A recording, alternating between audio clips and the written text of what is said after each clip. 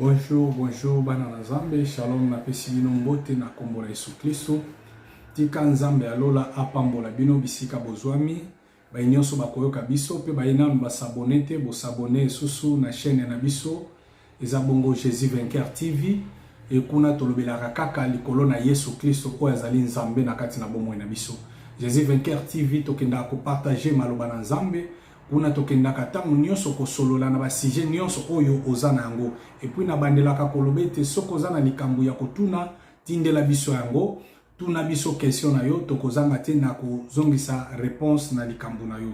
Donc nous sommes là pour vous, on a pour répondre par rapport aux écritures, qu'est-ce que la Bible dit et pourquoi ça, pourquoi ça, pourquoi ça. Donc on est là pour vous, kobanga kate kotuna likambo nyonso ozana ngo besoin.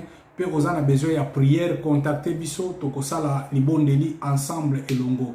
Numéro na biso eza ya kobomba te na tango nyonso topesaka yango, e kutana na biso tokobondela na likambo nyonso kokai kozala nango toyeba na kopartager parce que toza bana na Nzambe. Alors sans plus tarder lelo tolingai tolobela likambo etali l'humilité. Humiliez-vous devant Dieu et restez humble. Humiliez-vous devant Dieu et restez toujours humble. Donc tolingai totali sabana na Nzambe lolenge nini tokokai kotambola tokotika la tango nyonso na oetali l'humilité, parce que ce sont des choses très importantes na kati na vie chrétienne. Bana na Nzambe belé lelo bazako koisama likolo ya orgueil, et les serviteurs de Dieu et belé lelo yo soki bazako kutana na makambo bazokutana nango c'est pour l'orgueil. Or l'orgueil nde précédaka shit ya mutu, or l'humilité nde précédaka ko tombo ma ya mutu.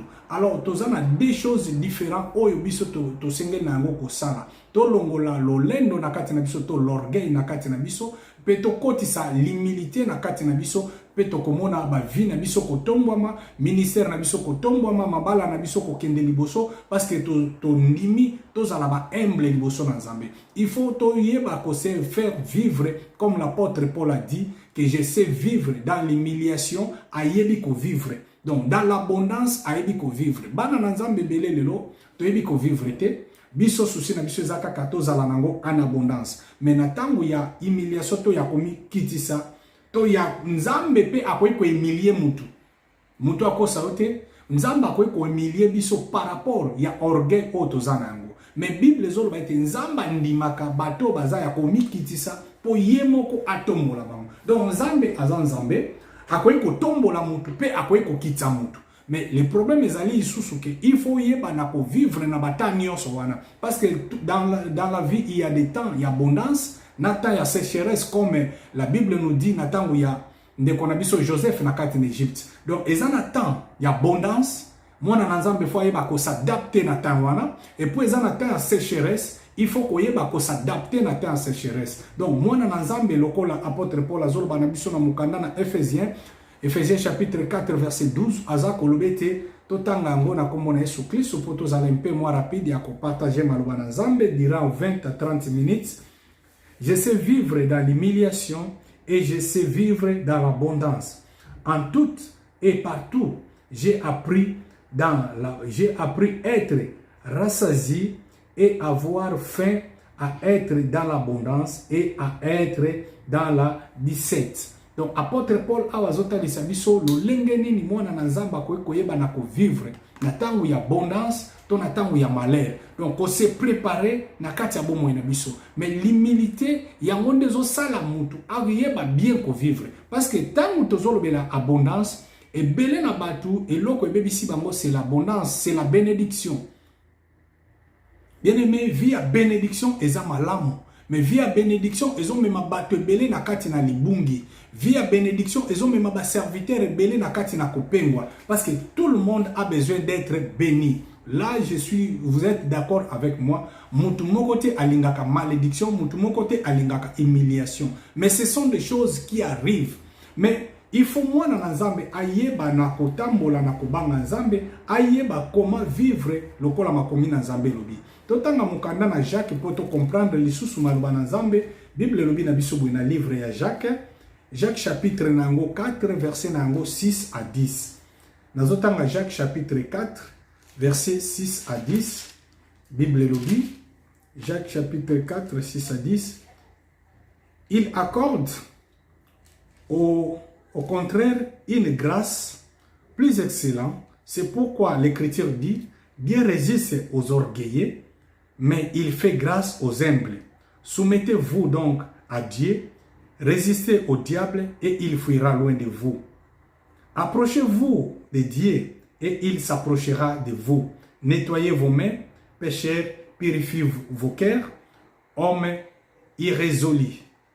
Sentez votre misère, soyez dans le deuil et dans la larme, que votre rire s'échange en deuil et votre joie en tristesse. Humiliez-vous devant le Seigneur et il vous élèvera. Donc, awa tozo comprendre que Nzambe azo benga biso toujours na koyeba na komikitisa liboso na ye. Komikitisa liboso na baninga na biso. Or, ce sont des choses oyo biso esengeli na yango to comprendre yango. L'humilité ne signifie pas quelque chose qui est la soumission aussi. L'humilité et la soumission, ce sont des choses à peu près ndengmoko. Mais l'humilité ne signifie pas la soumission. L'humilité, eza ko la kisa soumission te. Komi kitisa, eza ma bete.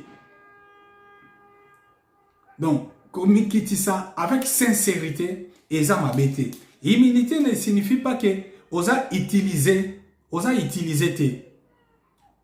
Eza une capacité au nzamba zo pesa na mutu. Parce que bien aimé kozala humble, ce n'est pas dominer à tout le monde. Eza na batu belé na kati na vie chrétienne, ba yebi makambo na nzambe, mais baza na humilité te na kati na bango. C'est ça le grand défaut na kati na bomo na biso. Et surtout que mutu oyo a eu bénédiction physiquement, nazolo la bénédiction physiquement pas spirituellement, parce que la bénédiction spirituelle est comme isaka mutu jamais orgueilleux. Mais eza na batu belé lelo ba zu bénédiction spirituellement aussi, ba komi ba orgueil makasi. Exemple na ko kopesa yo, omona mwana na nzambe azaki une église, azaki humble facilement, mais tango akomi ko prophétiser quelque chose, akomi ko loba na pari en nzambe, et cette grâce là epesi mbala moko lolendo ya kokoma ko manquer même batu. Ya kokoma koloba n'importe quoi parce que ebi ke nzamba utiliza kaena don moko boye, nzamba sale la kaena grâce moko boye ya délivrance, nzamba sale donc epesi mutu lolendo. Or bien aimé, il faut yeba na ko vivre na ta ya bonheur, na ta ya malheur. Parce que eza grâce au nzamba salio, eza don au nzamba pesio. Nzamba ko ko longola yango, pe nzamba ko peso yango. Or l'humilité yango de sala ke nzambe apesa biso makabo o tozana ngote. Par rapport à humilité au biso tozanango, par rapport à l'olenge nino biso tozo poussa na liboso na nzambe. Tango azo biso alobi approchez-vous de Dieu et il s'approchera de vous. Nettoyez vos mains, pécheurs, purifiez vos cœurs, hommes irrésolus. Donc azo tali sa biso ete toza batu na masumu, toza batu na mabe, mais il faut to mikiti sa liboso na ye poto koma basanto. Nzamba zana besoin ya basumu kite, mazana besoin ya musumu kiasa nini abongo na mutema po apusa na liboso na nzambe. Nzamba zana makambo bele oya préparé pour na biso bien-aimé, mais le problème ezali eloko ezokanga ba vie na biso avancer parce que nous sommes désorgueillés. Remarquez bien-aimé, on va comprendre que même les hommes de Dieu, dans ces temps ici que nous sommes, et belé kati na biso to kati na basala nzambe bakomi bato na lolendo. Il suffit kaka azwa grâce moko ya kosala eloko moko songolo ya kobondela pona mutu abiki bien aimé mutu ana tikali célèbre et akomi na lolendo moko o comprendre ko tuté. Akomi na lolendo moko o comprendre te et avant okutana naye e komi na baorere. Muntu bobande ko kutane nyonso lokola nzamba tombolie alingi susu ko sentir batute. Alingi suko mais soki nzamba tombolio atombolio nde pona bandimi wana atombolio te po obanda suko sentir batute. Okomo pesa mutu rendez-vous il y a une semaine, 2 semaines, 1 mois. Amisu no photo kutano après 3 mois mais mutu azana besoin na yo. Pona grâce oyo nzamba pesi yo lolendo esali yo okotisi yango na kati na yo okomo mona ngo lokola eloko na yo moko propre eza ya yo te mais eza ya nzambe. O nzamba za capable ya kopesa pe aza capable ya kosala nini ya kobotola. Donc, ce qui nzamba sali yo grâce bien aimé, ozwa quelque chose n'a pas rien nzambe. Ozwa grâce to don n'a pas rien nzambe, il faut luka ozala humble. Parce que il est capable de te donner na 12 heures, aza capable ya kuboto lango na 14 heures. Donc, aza nzambe akotika la nzambe. Et quand il t'a donné là, au pesa ki nzambe lo côté, au pesa ki est lo côté pour apeso yango. Donc, apeso yango par rapport à amour oyaza nango, par rapport à l'œuvre oyo esengeli yo sale na nzambe. Mais comment si tango yo ozui grâce wana, ozui don wana, et comme lokola une bien privé ya yo moko. Et au comme qu'on manipule nango et pas na batu par rapport à grâce oyo nzamba pesio. Bien aimé, ceux qui osent se retrouver na dimension oyo, yeba ki ozo kende na shit ya vie na yo. Moi j'ai vu des grands hommes de Dieu. Oyo, tango nzamba pamboli kaka. Apesie église, apesie batu. Ye azui kiti ya munene ake kotia liboso. Ali, azui kiti ya munene atie pona ye pona mwasi na ye. Makamunyo se tikali azomuna kaka neya. Et tango akomi ndengwana, akomi na balolendo moko, akenda asu kotala bandimite, akipaka su mutute, et bien aimé, ti suka nango, église, oyo nzamba pesa kie ya batu ebele, nzamba linga tali seke non, lolendo ano zo sala eza ya pamba. Soki omoni batu ba ye na kati église, c'est que nzambe ne mutabengi bango. Donc nzamba za capable ya kubenga batu ba comme ebele, azape capable ya kolongola batu wana nyonso baza pembeni na yo. Donc l'humilité na yo, yango ko sala ke nzambe a continuer ko élever yo. Donc c'est ça eloko toza nango besoin na kati ba vie na biso. To na besoin to exceller, to na besoin to kende liboso, mais l'orgueil et comme il a la barrière où ils ont cannabiso, moi to poussa na liboso na nzambe ezate, moi to poussa na liboso ba bénédiction na biso ezate, moi to atteindre niveau où nzamba bemela biso ezate. Bien aimé zara batu mususu bazo suka na nzela par rapport ya o nzamba chaki. Bien aimé soko tali na makomina nzambe na livre ya Jérémie, Bible zobe que Dieu a des projets. Dieu a des bons projets qu'il a formés pour nous, des projets de paix, non des projets de malheur. Et Dieu, il a une grande avenir, une avenir avec l'expérience. Donc, un avenir meilleur na kati na vie na biso. Et Bible za kolobete, j'espère que mon fils, mes enfants prospèrent à tous égards. Donc, nzamba zo benga biso na prospérité à tous égards na banzela nyonso to kende liboso. Mais loko ni nezo sala ke to kende liboso te, nzamba zo tala parfois. Oyo ndenge kutu azana ngo nanu ya mukie boye na niveau lolendo oyo komi nango kaka na mbongo ya mukie kaka na bozui oyo ya mukie lolendo oyo komi nango kaka na mobali oyo na pesie lolendo akomi nango ebongo soki na pesie bana kokoma na niveau nini. Donc nzambe quelque part akomi ko boya ko pesa biso makambo oyo esengi biso tozwa parce que azotala niveau na biso. Bien aimé, faut moto kumisa nzambe na ba grâce nzamba pesi biso. Bien aimé, tango nazomba ko kumisa nzambe na grâce nzamba pesio, kozala lolendo te na eloko nzamba pesio. Parce que nzamba za capable ya kobotola o nzamba pesa kyo. Nazo kende komemo na enseignement ya humilité, o comprendre que ngana yo toze eloko te, mais mutazo sala biso to vivre eza nzambe. Soki tozo vivre eza na ngolu ya nzambe. Il faut tozalaka humble po nzambe wana continuer na ko élever biso. Eloko koboma biso, eloko koboma ministère, eloko koboma vie na yo eza l'orgueil. Moi, j'aime pas les gens où ils basent la publicité, même il y a évangile. Évangile basent la publicité. L'olendo wana ozu papier muneno tche, ozu longino moko tche, ozu kombo yesu komi yango ya mukie. Donc ozana besoin batu ba mona yo, mais ba mona yesu te. L'olendo wana ozo kende ko kabula ba papier, batu bazo kanisa ko ozo partager liloba na nzambe, yo na makanisi no ezake ozo kende ko partager et longina yo po batu ba yeba yo mingi. Bien aimé, comme moi j'enseigne l'évangile, au commenter te, nzambe ye moko muto ayebi. O s'abonner te, eza problème nangate. Problème nangé ezali nate ya liloba na nzambe. Même 4 personnes, même 10 personnes bakoyoka. Même baza 5 abonnés. Mais le problème nangé ezali évangile sa nini ekende liboso. Ce n'est pas aussi mauvais. Ce qui batu bazo landanga mingi. Eza mabete. Mais le problème ezali ke kolanda ya batu ekomisa yo lolendo te. Kozwana yo ekomisa yo lolendo te. Parce que tangu yo komi lolendo esika kanda ya nzambe ndeko ya. Bien aimé na te akabato kolobete et loko nzamba lingaka te na vie ya bonzambe eza mutu akoma na dimension ya kozwa place ya nani ya nzambe. Il faut toyeba l'élévation eza réservée pour nzambe. Si nzambe asali biso tozala ba oyo tozali eza kaka parce que grâce na ye ezali ko na biso. Donc l'élévation eza eloko eza réservé na nzambe, mais l'humilité eza réservé na biso bana na nzambe. Donc photo yeba ko tambula na l'humilité. Totanga makomi na nzambe na mukana na Jacques chapitre totanga kiango totanga 1 Pierre pour te évoluer 1 Pierre chapitre nango 5 verset 6. 1 Pierre chapitre 5 verset 6 na tangi na kombo na Yesu Christu. Bible eza koloba na biso boye. Humiliez-vous donc sous la puissance main de Dieu afin qu'il vous élèvera au temps convenable. Pierre azo bisa biso tomi kitisa epai na nzambe pamba te ya koyeba na kotombola biso na tango ezali convenable. Bien aimé eloko ne loko ezaka na tana yango. Mais le problème na biso ezali lolendo. Ozunanu ya moke kaka okoma lolendo batu bazo comprendre yo susu te. Na bato babande ko zala na yo bazo koka su ko supporter yo te. Bien aimé l'orgueil eleki na kati na yo. Et yango ezo kimisa grâce ya nzambe na kati na biso.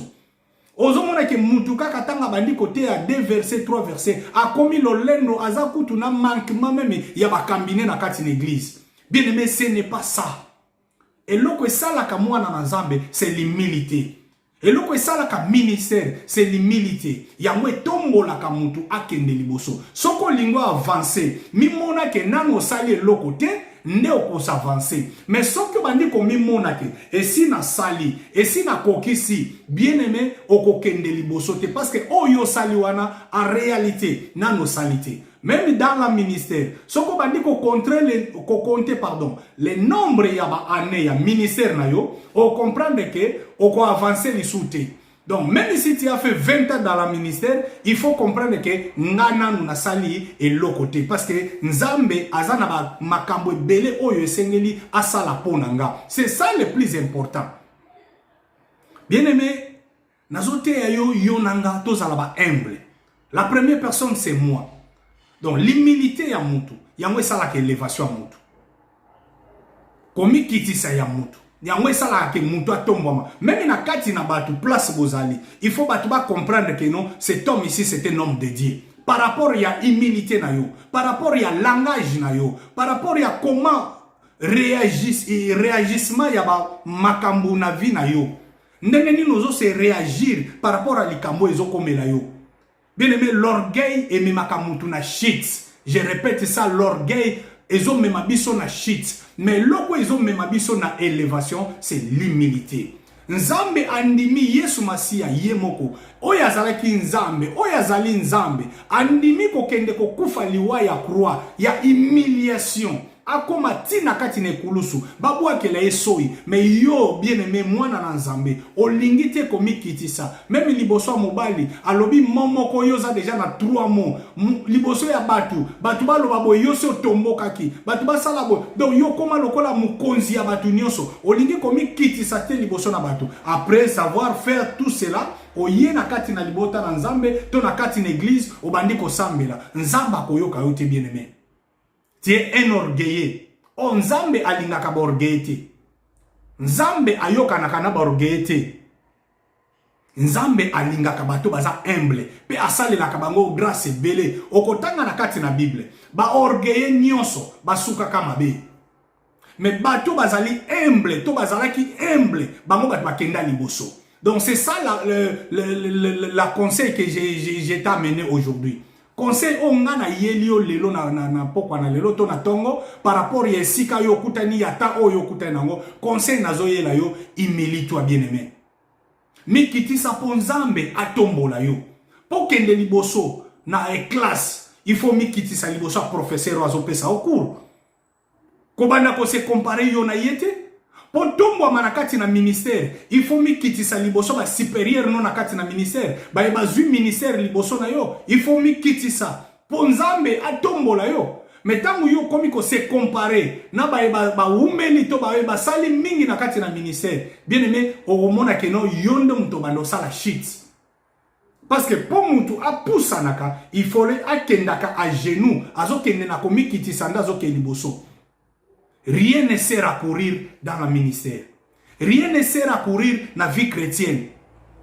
Ne fais pas de publicité. Tu as 40 jours à jeûner et prier. Tu as 20 jours. Non, ça là avec humiliation. Ça là on a commis kitsanyoso. Ozo ça la prière non mutu pas yebité. Mais nzambo azali kolo wa yoka kana secret. Wa yebi na secret. A yebi ke moi nanga zo sambela. Mais comment ça tu fais jeûner prière tout le monde ba yebi yango. Quartier mobimba ba yebi yango ke mutu azo ça la prière. Comment? Quartier mobimba yebi ke entel azo ça la prière. Quartier mobimba yebi ke bozana jeûne prière. Na esika bosala kabatunyo so ba yebi yango. C'est ça l'orgueil. Na ute kotali sango na mikoleleki, les deux gens qui priaient dans l'église. Les deux frères là qui priaient dans l'église. Tous les deux, c'était des frères. Bien aimé, l'orgueil ezo mema shiti ya mutu. Et même à mutu musikate l'orgueil. Il faut que luka ko mikiti sa liboso na nzambe. Il faut que luka ko mikiti sa liboso na nzambe. Na ute ko pesa exemple na bande kwa na mibale. Moko aye liboso na nzambe na prière na lobi nkolo limbi sangai na zali moto na masumu na sala ki mabe liboso na yo. Na za kutu ata dignité na pusa na temple na yo. Na za kutu ata dignité babenga nga mwana nzambe. Et Bible lobi malgré masumu na ye nzamba iba na ko limbisa ye. Donc l'humilité c'est très important dans la vie chrétienne. C'est très important dans la vie de prière. Il faut que vous soyez humble, bien aimé. Parce que mon toit humble était assez un peu pardon. Un orgueilleux n'a mon connaît pour yoka loba pardon et ça passe. Surtout net biso awa na mboko tozali okaka mutaiso désolé. Désolé ce n'est pas pardon. En réalité le français pardon ça reste pardon. Désolé ça reste désolé. Mais tant que sali mabe ozoko kakoyem sa mutute excusez-moi. Limbi sangai. Pardonnez-moi. J'ai fait ça, bon. Désolé. Hein? Désolé, ce n'est pas pardon, bien-aimé. C'est par orgueil, désolé. Mais en réalité, au fond du cœur, pardon, désolé, il ne faut pas mélanger les choses. Quand la Bible dit que non, quand vous avez un problème, c'est pardon, alors qu'il va désolé. La Bible dit c'est pardon. Oh, pardon, c'est une puissance qui libère. Moutou azaki na se, tant on va seigneur pardon, on a libéré, on télémi pour continuer. C'est ça, l'humilité. Bien aimé, l'orgueil, ils ont précédé shit na biso. Totanga mukanda na chronique, Bible za kolbani na livre chronique. Chronique chapitre nango 22. Chronique chapitre 22 verset 26. Livre chronique chapitre 22 verset 26. Des chroniques chapitre 22. Verset nango 26, alors Ézéchias dit au sein de son orgueil, s'humilia avec les habitants de Jérusalem et la colère de l'Éternel ne vint pas sur eux pendant la vie d'Ézéchias. Awa soko kenanda kotangi yango parce que tozana tanga kotanga ba histoire nyonso te na kati ya Bible parce que biso tobetaka mingi ba histoire oyo ekomama na kati na Bible omona ke ndeko na biso oyo Ezekias akutana na makambo bele na kati na vie na ye e Bible lobi tangu nzambe atindi mosala na nzambe aya koyebisa Ezekias makambo nino esengai kosala e Bible lobi makambo nino esengai eleka na vie na ye Bible lobi Ezekias ayebisi bato to bana na nzambe ba se milliers liboso na nzambe. Et Bible lobi que pendant tawana nyonso kanda na nzambe eyebaki na kokita te. Donc l'humilité ayebi komi kiti ça. Mais soko tangi Ézéchias o tozolbela, ce n'est pas n'importe qui. Ézéchias, ce n'est pas n'importe qui. C'était un roi, Ézéchias. Un homme puissant. Mais Bible lobi tango akuta ayoki liloba na nzambe, tango ayoki message ya nzambe, tango ayoki ke nzamba za na kanda na ye, asani ami kitisi. Ami kitisi. Bien aimé, tant ba problème yaka, position nino zwaka. Position nino zwaka. Lokola ozana mbongo, ozana nyonso, pona yo position malamu akozwa, ya koloba, pona yo position malamu akozwa, eza ya ko agir d'une manière à d'une autre. Mais moi je te donne une position très importante, c'est l'humiliation. Comme kitisa. Na ba surface. David aza koloba, totanga makomi na nzambe, tozana livre ya Psaume. Psaume 119, puis Psaume 119, verset nango 75, 75, puis Psaume 119, verset 75, David azolo baboué. Je sais, ô Éternel, que tes jugements sont justes. C'est par fidélité que tu m'as humilié. C'est par fidélité que tu m'as humilié. Jugement ensemble bien aimé zaka juste. Awa soki totangi o comprendre que David azoloba par rapport à vie na imoko. Bien aimé nzambe tangu a humilié David. David c'est un homme selon le cœur de Dieu.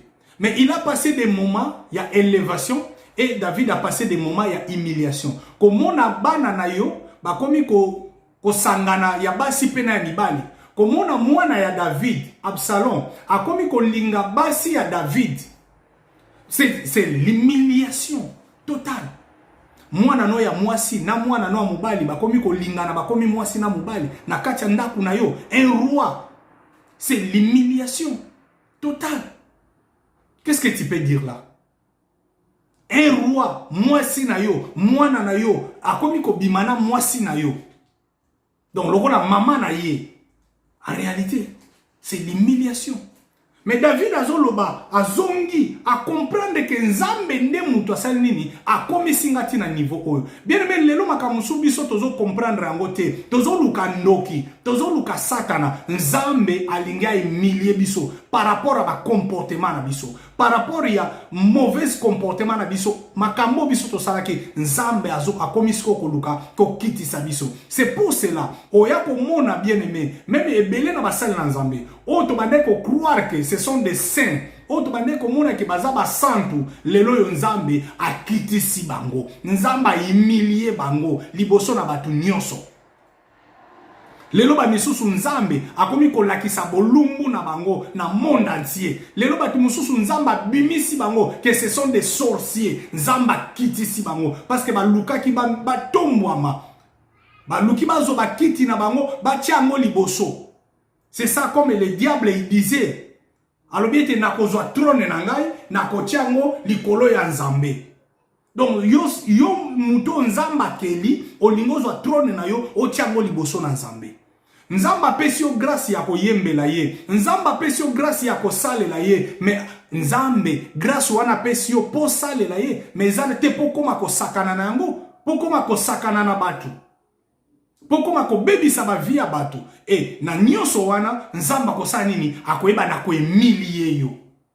Mais tant nzamba memi David na humiliation, David a compris que ce n'est pas batu, mais nzambe nde muta memi nga yao. Et soko zongi siko na loko to bandaki nango, on comprendre apôtre Paul azolobete, je sais vivre dans l'humiliation et je sais vivre dans l'abondance. Gloire soit rendue à Dieu. Faut comprendre maloba ensemble. Apôtre Paul Tangazol, je sais vivre. David, azo confirmé. Alors, nzambe nde muta humilié ngai. Je sais, ô Éternel, que tes jugements sont justes. C'est par la fidélité que tu m'as humilié. C'est par la fidélité. Mais muto nzamba a kitisi. A koti kalakaka fidèle pe na nzambe wana parce que zo comprendre que ngande mutu na mitombo laki ngande mutu na kendeki ko milakisa ngande mutu na mi salaki boye mais zaki nzamba benga kinga pona yango te nzamba bengi biso pona orgueil te grâce au nzamba tie kati na biso kati na yo atie yango te po ozala orgueilleux mais atie yango po servir yango pona batu mususu. Ce n'est pas dit que grâce wane koma ya ko sakanela ka batu. Ce n'est pas dit que grâce au nzamba tie yo nango lokolo yebi ko yemba oyebi ko teya oyebi ko bondela pona batu ozana grâce ya ko bondela pona batu bazobika ozui grâce wana komi nango ko sakanela batu. Bien aimé nzambe ako humilier yo. Mievo yomoko omi kitisana yo, nzambe po sa nini atombola yo. C'est ça la grâce de Dieu. David azolo bango parce que David a monaki na vie na ye. Amoni que nzambe a humilié David. A humilié mwasi na ye, bana na ye bakomi ko bima na ye. Et bana ya David ya basi na ya mibali bakomi ko sangana. C'est l'humiliation na kati ya vie na ye.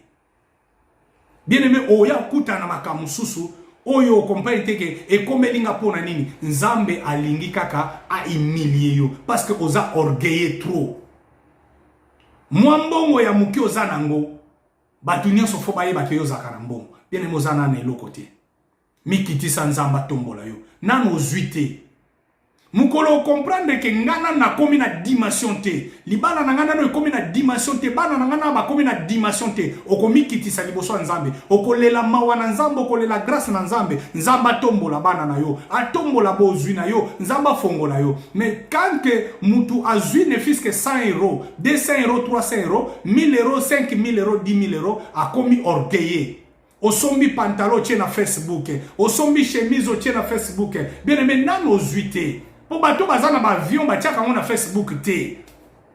Est-ce que tu os comprendre bana na nzambe makamto osanga? Est-ce que réellement tu os comprendre? Nous sommes des orgueilleux plus que nous les enfants de Dieu. Bon muto asomba ba avion ba tiaka na Facebook te. Na tikala jamais comme on a Cristiano Ronaldo acha voiture na Facebook a publier un mot acha avion na Facebook. Natikala jamais comme on a bateau bazana mbongo ebele. Acha ndako na Facebook. Mais yozo tonga moi 3 chambres salon ya wana na Facebook air nyonso.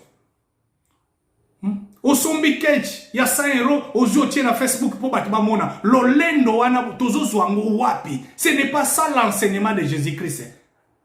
Bien aimé nanu to komi na dimension ya ba grande chose te. Nzamba bengeli biso pona ba grande chose. Mais tozo pengwa kaka pona makambo ya mike. Nzamba bengeli biso na ba excellence na ba niveau likolo mais biso tozo pengwa na biloko ya mike. Bien aimé to mikitisa liboso na nzambe. To zonga sima, to comprendre que nzambe azana ba plan merveilleux pona biso. Nzamba azana mabongisi ya kitoko pona biso. Mais biso nde bato tozo kende ko bebisa. To kende pe ko tanga ba verset mususu tozana ngo. Po to kende na ko silisa prédication na biso ya tongo na lelo. Tozana mukana na Ephésiens chapitre 2. Ephésiens chapitre 2 verset 8. Tozo vela sur l'humilité. Ephésiens chapitre 2 verset 8. Totangi na kombo na Yesu Christ Bible lobi. Il s'y humilia lui-même, cependant obéissant jusqu'à la mort, même jusqu'à la mort de la croix. Abazolo bela Yesu. Ayant en vous un sentiment qui c'était en Jésus-Christ. Il existant en forme de Dieu. Il n'a point regardé son égalité avec Dieu. Donc Jésus-Christ est égal avec Dieu. Mais il n'avait pas regardé son égalité avec Dieu comme une proie arrachée, mais il était dépouillé lui-même en prenant une forme d'un serviteur, en devenant semblable à un homme, et il a paru comme un vrai homme. Et il humiliait lui-même. Kende kotanga banana verset 5, okititi na verset 8, nesika orokuta makambo nyoso. Nzambe yemoko Yesu Kristo. Oyo a se comparé égal à Dieu, mais a se dépouiller lui-même na ba capacité à bonzambe, a lati nzoto ya kibomoto, a kiti po ya ko bikisa biso bato. Mais yo muto nzamba bikisi, nzamba kangolio, olingo ozwi lolendo milati si. Soko sombi elamba sikando ye église. Soki mikolo ane lamba sikezate okoye église te. Lolendo niveau lolendo wana tozwi liango wapi. Niveau comportement wana tozwi liango wapi bien aimé. Bato bazana mbongo. Bien aimé mbongo elobaka te. L'orgueil ezo mema biso na shit. Mais eloko ezo mema biso na élévation eza komi kitisa. Nezo mema biso na élévation. Tika nzamba lola apambola yo. Yo muto yoki. Yo muto zo comprendre. Tika nzamba lola apambola biso. Ba verset biblique eze belé ya kopesa biso sur l'humilité. Mais il faut totalisa biso comment vivre. On ne peut pas tout le temps donner des versets, mais on n'explique pas. Tozo expliquer biso to comprendre comment vivre na sena moi oyo. Nzamba zo benga biso na humilité. Azo benga biso te na l'orgueil. Or orgueil yango ndezo mema shit. Ya bomo na biso. Bien aimé soki makambo zo ke liboso te zonga tala vie na yo, zonga sima, poussa na liboso na Nzambe. Simili toi devant ce Dieu là. Yebisa Nzambe alimbisa yo. olobaki mabe pona ba parents na yo, o réagisaki mabe pona ndeko na yo, olobaki mabe pona muningano bosala kana ye, yebisa nzambe limbisa ngai, pusana liboso ndeko na yo, senga pardon, loba ndeko na ngai na likambu boye, ngai penza en tout cas na comprendre que langage na tenaki liboso na yo ezalaki dignité ya mwana na nzambe, limbisa ngai, e ndeko wana ko limbisa yo, o continuer vie na yo, pe okomona excellence na kati ya ministère, na kati ya vie na yo. Bien aimé, mikitisa na ministère na yo, loba na nzambe yondo tombola ngai, ko lukate yozo akiti na yo, oke nango liboso. E Bible ezotalisa biso ndeko moko, oyo azokota na kati na feti, ake kovanda liboso. Metango mukolo feti aye, Bible lobiete, atali na batu nyonso invitaki alobi yo na yebi yo te, zonga na kiti na sima. E batu nyonso bazaki liboso, ekosala yo soni bien aimé. Mieux vaut ovanda na sima ya feti, ta mukolo feti akoya, ye mukolo feti nde ya kozwa yo na kiti ya sima po lekiso liboso. C'est ça l'humilité bien aimé. C'est ça la simplicité ya bana na nzambe. To vanda na kiti ya sima, nzambe nde mutu akosa nini akomema biso na kiti ya liboso, pembeni na ye na kiti na ye ya bonzambe. Donc toza wana tout le temps avec l'humilité, tozo pusana na kati na nzambe, tozo tambola na kobanga nzambe, pe toyebete nzamba azali afuta ka bainyoso balukaka ye. Tika nzamba pambola bainyoso balanda kibiso, to ba kolanda biso na exhortation na bino, nzamba pambola bino, bainanu ba s'abonner te, bo s'abonner massivement na chaîne na biso Ezabongo Jésus Vainqueur TV. Kuna bo okuta na prédication ya pasteur na bino Jerry et ye azali pe moko ya bakambi ya église Jésus Vainqueur. Tika nzambe alola apambola bino na ebete tokutani na mbala sima, gloire ezonga kaka bobele epai na nzambe. Merci nzambe alola azala na bino elongo, nazobondela tangu nyonso pona bino, pona ba nyonso bazolanda biso de loin ou de près, nzambe a assisté bino na kombo na Yesu Kristo nde tolobi bongo. Amen.